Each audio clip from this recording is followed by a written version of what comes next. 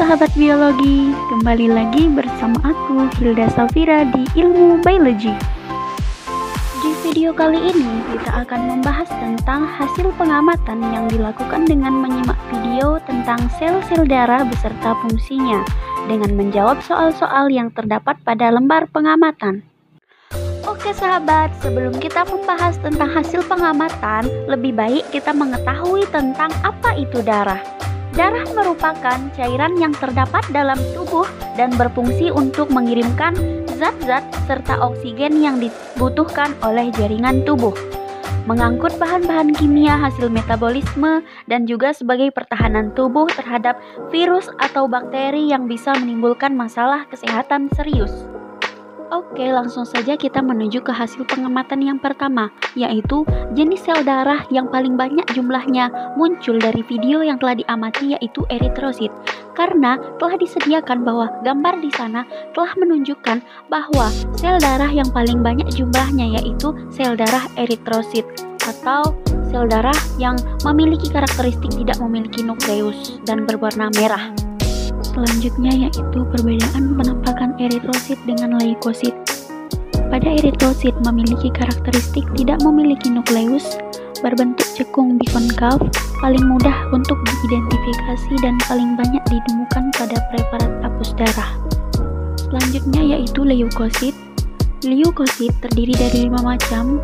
3 macam leukosit adalah granula, yaitu dia memiliki granula di sitoplasmanya. Lalu yang 2 macamnya merupakan leukosit agranulosit, cenderung tidak memiliki granula di sitoplasma. Jadi, macam-macam leukosit adalah neutrofil, eosinofil, basofil, limfosit, dan monosit. Pada kelima leukosit tersebut ada yang sangat jarang ditemukan pada preparat hapus darah. Selanjutnya yaitu eritrosit beserta fungsinya. Sel darah merah atau eritrosit berfungsi untuk membawa hemoglobin yang terikat oksigen dari paru-paru menuju jaringan lain. Selain itu, sel darah merah yang telah mengangkut oksigen harus mengangkut hemoglobin yang telah terikat karbon dioksida kembali ke paru-paru untuk melanjutkan siklus pernapasan manusia. Contohnya, ia mengandung banyak sekali karbon anhidrase yang mengkatalisis reaksi antara karbon dioksida dan air sehingga meningkatkan kecepatan reaksi bolak-balik ini beberapa ribu kali lipat. Selanjutnya yaitu proses pembentukan eritrosit. Ini juga disebut dengan sebutan eritropoiesis. Tahapan pertama yaitu proeritroblast akan mengalami maturasi atau pematangan menjadi eritroblast basofilik. Lalu, eritroblast basofilik ini akan mengalami maturasi, pematangan akan menjadi eritroblast polikromatik. Lalu, eritroblast polikromatik ini akan mengalami maturasi juga atau pengamatan dan akan menjadi eritroblast ortokromatik. Lalu, eritroblast ortokromatik ini akan semakin matur atau semakin matang dan akan disebut juga sebagai retikulosit. Tahapan akhir dari eritropoiesis adalah sel darah merah matur yang juga disebut sebagai eritrosit yang berasal dari retikulosit yang mengalami maturasi. Selanjutnya yaitu jenis leukosit beserta fungsinya. Yang pertama yaitu neutrofil. Neutrofil adalah sel pertama dari sistem kekebalan tubuh yang merespon dengan cara menyerang bakteri atau virus. Sebagai tameng utama, neutrofil juga akan mengirimkan sinyal yang memperingati sel-sel lain dalam sistem kekebalan tubuh untuk merespon bakteri atau virus tersebut. Selanjutnya yaitu eosinofil. Eosinofil ini bekerja ketika seorang mengalami reaksi alergi. Eosinofil juga berfungsi melawan bakteri dan infeksi parasit atau disebut juga dengan seperti parasit cacing. Selanjutnya yaitu basofil. Basofil ini berfungsi untuk meningkatkan respon imun non-spesifik terhadap patogen atau kuman penyebab penyakit seperti bakteri atau virus. Selanjutnya yaitu limfosit. Ada 2 jenis utama limfosit, yaitu limfosit sel B dan sel T. Limfosit B berfungsi membuat antibodi untuk melawan bakteri, virus, dan racun yang menyerang tubuh. Sementara itu, limfosit T bertanggung jawab untuk menghancurkan sel tubuh sendiri yang telah diserang virus atau menjadi kanker. Selanjutnya yaitu monosit. Monosit adalah leukosit yang dibilang sebagai truk sampah. Monosit berasal dari sumsum tulang belakang yang melakukan perpindahan di dalam darah dan limfa. Monosit dapat dibedakan menjadi dua jenis sel, yaitu sel dendritik, yaitu sel penyaji antigen dengan menandai benda asing yang perlu dihancurkan oleh limfosit. Lalu makrofag, yaitu sel yang lebih besar dan hidup lebih lama dari neutrofil. Makrofag juga dapat bertindak sebagai sel penyaji antigen. Selanjutnya yaitu fungsi trombosit. Yang pertama, mencegah kehilangan darah. Fungsi trombosit yang pertama ini yaitu menyumbat pembuluh darah yang rusak untuk mencegah kehilangan darah. Yang kedua yaitu pembekuan darah. Fungsi trombosit yang kedua ini yaitu sebagai sarana yang digunakan untuk melakukan pembekuan darah. Tidak jauh berbeda dengan fungsi leukosit, trombosit memiliki fungsi yang sama layaknya sel darah putih pada umumnya. Lalu, melawan virus. Fungsi trombosit lainnya ini yaitu sebagai sarana untuk melawan virus yang masuk ke dalam tubuh yang bisa mengakibatkan seorang akan terjangkau suatu penyakit tertentu.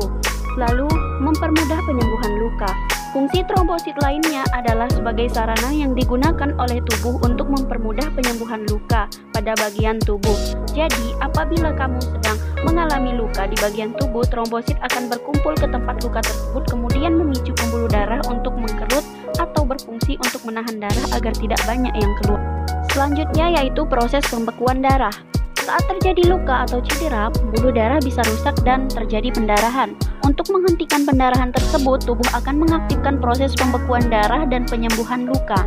Mekanisme tubuh akan menghentikan perdarahan disebut dengan hemostasis. Lebih singkatnya, proses pembekuan darah yaitu trombosit pecah lalu mengeluarkan trombokinase. Trombokinase lalu masuk ke dalam plasma darah. Plasma darah mengubah protrombin menjadi trombin dengan bantuan vitamin K dan Ca2+. Trombin yang terbentuk akan merubah fibrinogen menjadi benang-benang fibrin, kemudian benang-benang fibrin ini menyebabkan luka tertutup. Lalu selanjutnya faktor-faktor yang mencegah terjadinya pembekuan darah yang terdiri dari yang pertama faktor pembekuan sinonim terdiri dari fibrinogen faktor 1, protrombin faktor 2, kalsium faktor 4, proselerin faktor 5 dan lain sebagainya. Selanjutnya faktor trombokinase yang terdiri dari tromboplastin lengkap, aktivator protrombin dan masih banyak lagi faktor-faktor lain yang dapat mencegah terjadinya pembekuan darah tersebut. Selanjutnya yaitu faktor yang mempengaruhi proses pembekuan darah dengan mekanisme terjadinya pembekuan darah. Proses hemostasis ini mencakup pembekuan darah atau koagulasi dan melibatkan pembuluh darah, agregasi trombosit serta protein plasma baik yang menyebabkan pembekuan maupun yang melarutkan pembekuan. Kemudian hemostasis dan trombosis memiliki tiga fase yang sama. Yang pertama yaitu pembekuan pada proses pembentukan agregasi trombosit yang masih awal, masih longgar dan bersifat sementara pada tempat luka. Trombosit akan mengikat kolagen pada tempat luka pembuluh darah dan diaktifkan oleh trombin yang terbentuk dalam kaskade peristiwa koagulasi pada tempat yang sama, atau oleh ADP yang dilepaskan trombosit aktif lainnya. Selanjutnya, pembentukan jaring atau benang-benang fibrin yang terikat dengan agregat trombosit sehingga terbentuk sumbatan hemostatik atau trombus yang lebih kuat dan lebih stabil. Dan yang terakhir, pelarutan parsial atau total agregat hemostatik atau trombus oleh plasmin. Oke sahabat, itu tadi hasil pengamatan dengan menyimak video beserta menjawab soal-soal yang terdapat dalam LKM. Semoga bermanfaat. Thanks for watching. Jangan lupa like, comment, and subscribe. Semangat!